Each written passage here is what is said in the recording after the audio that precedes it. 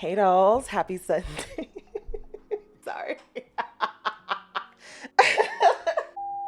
And take two, action. Hey dolls, welcome back to Royal BFF, the People's Duchess. Hope you guys are doing well. Yeah, I don't know what the hell is going on over there in Kensington Palace, but Kathy, you in danger, girl. I saw some clips from the recent polo event that they went to. She's in this temporarily London dress, and how do I say this without? Okay, so she's not like the skinniest person alive or anything, but this is shocking nonetheless, very shockingly thin.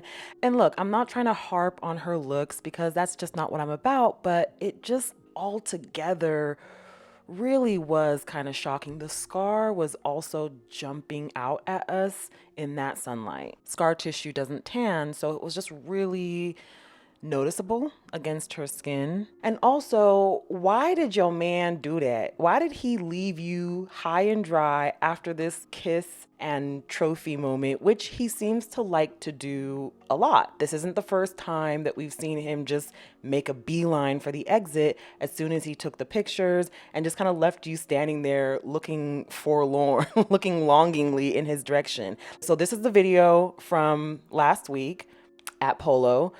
Very odd. The body language is so odd. Where are all the body language experts? They always want to come in and talk about some body language for others, but where are the body language experts now? For one thing, he's always grabbing her very tightly about the shoulders, and not like in a loving, tight grasp, but like the kind of grab that you grab somebody before you hoist them up against the wall and demand answers. Just a very weird way to embrace your spouse. And unfortunately, we've seen this before.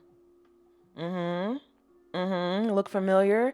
His dad used to grab his mom exactly the same way. Same tight death grip about the arms and shoulders, like you just want to squeeze them and shake them. Ugh, gosh. And speaking of the uncomfortable parallels between he and his father, I've seen so many clips of them that mirror Diana and Charles. And it's like, okay, it's one thing to have this behind the scenes, but they make it a point to bring that to us in public. Do y'all remember this? This ascot where they both looked really weird, really uncomfortable around each other, very distant from each other. There was so much weirdness in their body language at this particular ascot. And the video from that day is even more alarming. I mean, am I the only one alarmed? He gave her the death stare. Why would you do that? She was obviously just trying to fill you up a little bit. Is that a crime? Is it a crime to feel up your husband a little bit? And don't tell me it's misconstrued or I'm like seeing things, because this isn't the only time that he has like left her high and dry. There was also this gem back in 2023.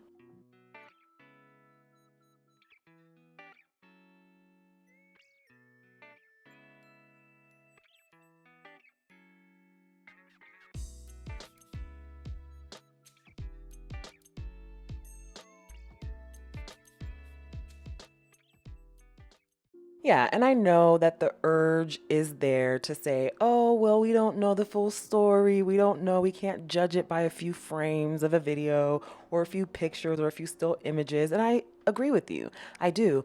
But unfortunately, I'm also an Occam's razor type of gal. What's obvious is probably the true story, okay? Like, you're not going to convince me, you're not going to gaslight me into thinking that there's some like deep passionate reason why he's doing her like this. You're not going to convince me that I'm not seeing what I'm seeing.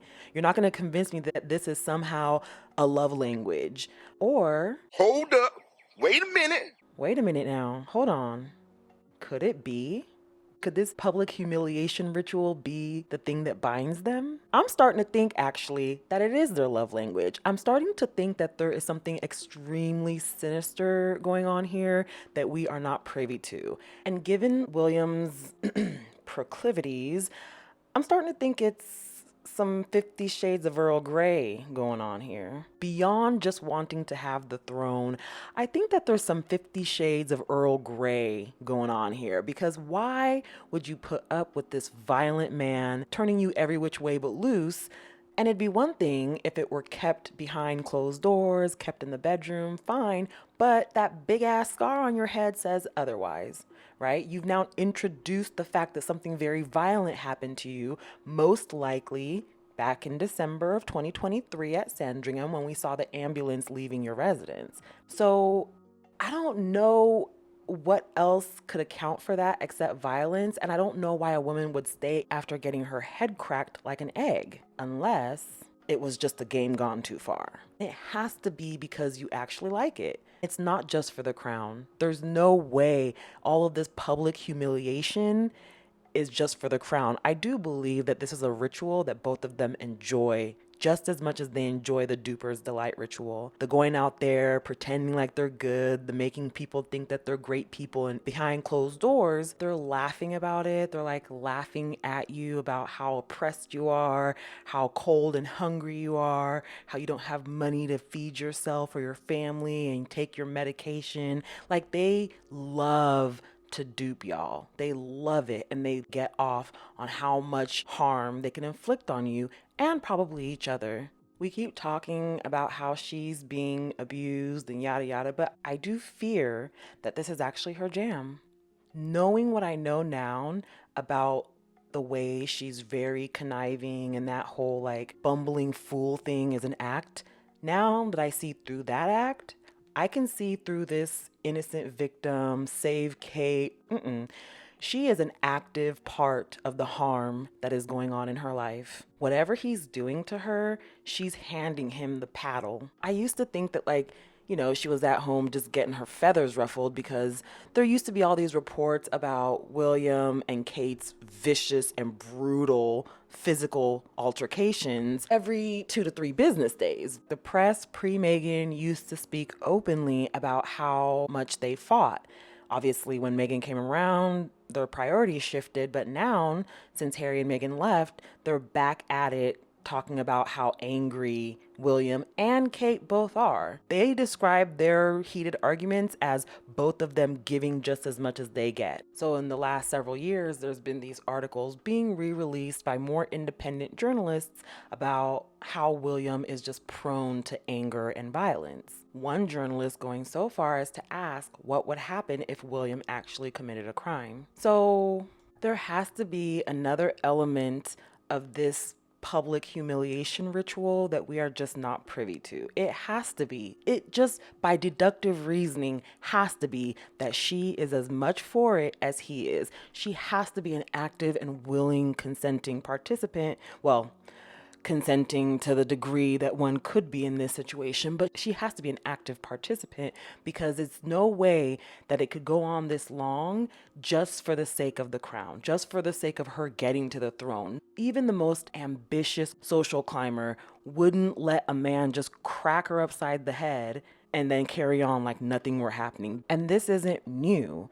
This man has been humiliating her very publicly since they were dating. All the breakups, all the cheating, all the scandal. This moment here on the Spirit of Chartwell, like, why would he do this? And you can tell from the look on Harry's face that he's not in on the gag. Like, he's looking at him like, what are you doing, bro?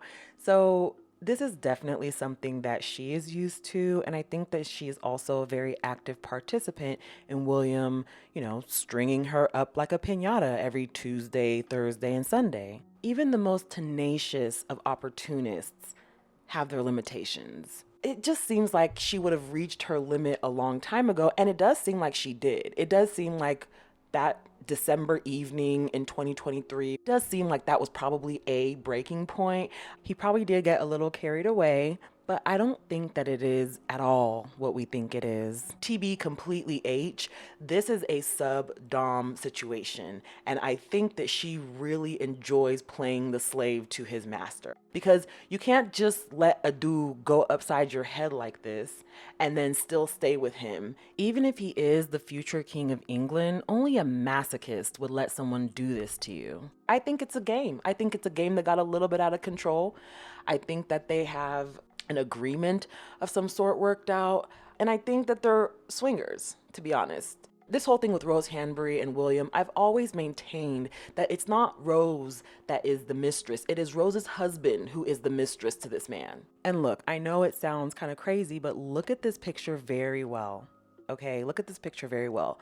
When this picture first came out, the narrative was that Billy and Rose were having an affair, hence the weird side eye, the bombastic side eye that they're giving her. But actually, if you look very carefully, they are not looking at Rose. William, in particular, has got eyes on her husband, the Marquis of Chumley. And I'd give a penny for his thoughts because look at this expression. What is this expression if not yearning and trepidation? And if you remember, Rose Hanbury is not like an outcast. They made all this kerfuffle about them falling out. They didn't fall out.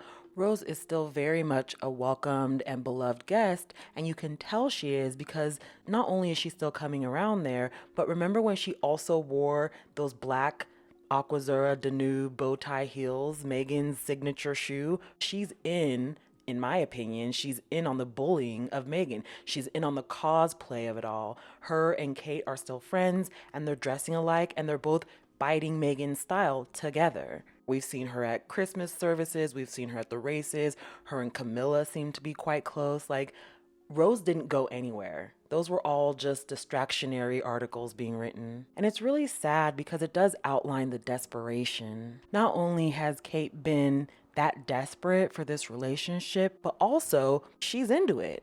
She couldn't care less what y'all think or say because she is into it. And look, if you have a better explanation for what the hell going on, I am all ears. She's a participant. She is an active and willing participant. From all outside appearances, it looks like this is an involuntary situation and they're miserable, but I think that that's the game. I honestly think that that's the game. They love this. There's nothing that you can tell me today about their situation or their setup that doesn't lead me to conclude to a sadomasochistic setup.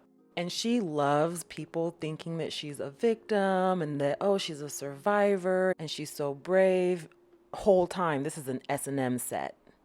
Yeah. That's why despite him publicly humiliating her over and over and over, year after year after year after year, and despite how close they are to the throne, it doesn't look like it's letting up anytime soon. And you know what? She loves it there.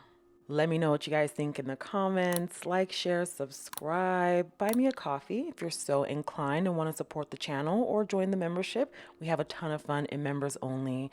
Follow me on my other socials, Instagram, Twitch, and TikTok. Thank you so much, guys. Have a wonderful rest of your day. Please drink your water. Be kind to yourselves. And until next time, bye for now.